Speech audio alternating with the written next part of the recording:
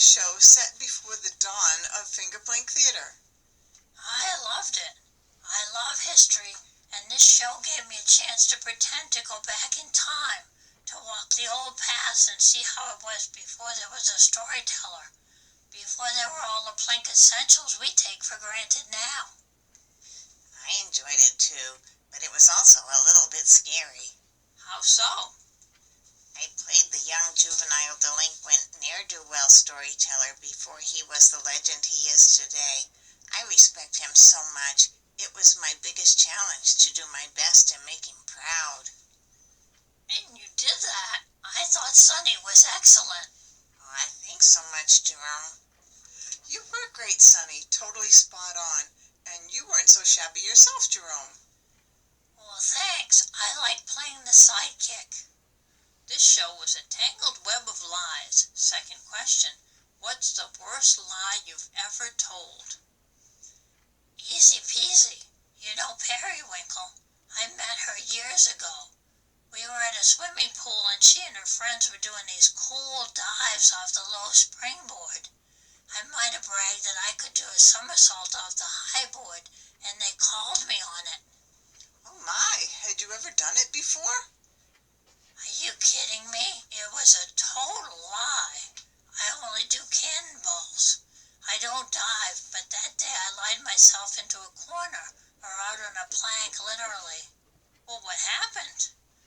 Only the worst belly flop ever. It was so loud and painful. Of course, I had to fess up. The truth was already out there. Periwinkle and I became good friends, and I never, ever would like to lie like that again. I can still feel the sting. I imagine. What about you, Sonny? Oh, this is like truth or dare.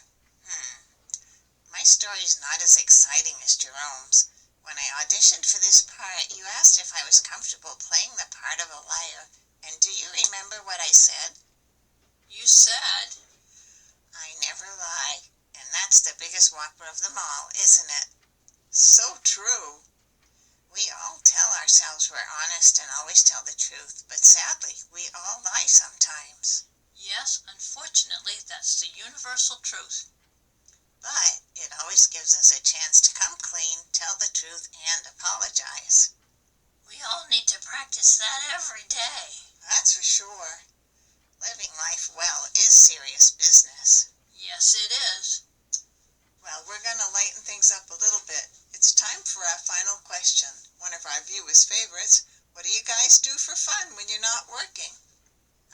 Marbles. What? Marbles are so cool. I love the Purity croaker we used as a prop for the Crystal of Zoltaria. It was great.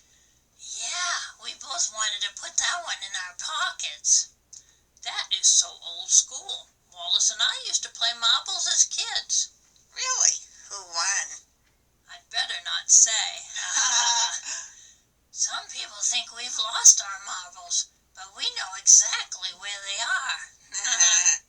Oh, never. You guys are too sharp. Sharp shooters, I take it. How'd you come up with marbles for a pastime? We both learned it when we were kids from our grandparents. My Mimmy was a sharpshooter. She'd always clean me out. And my Gramps was and is the reigning champion in our family. He and I still play whenever I go to visit. What game do you play? Well, I learned bootsies, where you make a hole in the dirt with your heel and boot 'em in the rabbit hole to win. And I learned the shooter style where you draw a circle in the dirt and knock them out of the circle. We play both kinds against each other. We even played an inside game between acts. Until they kicked us outdoors for making too much noise. And there might have been a few marbles that got underfoot. A few. But we both played keepsies. Oh, yeah. Who won? I'd better not say. But we each brought our favorite. I love marbles. Me too. Want to show us what you got? We challenge you to a team match. Ooh, you're on. Well, we've enjoyed your visit so much. Thank you for coming. Thanks for having us. See you outside.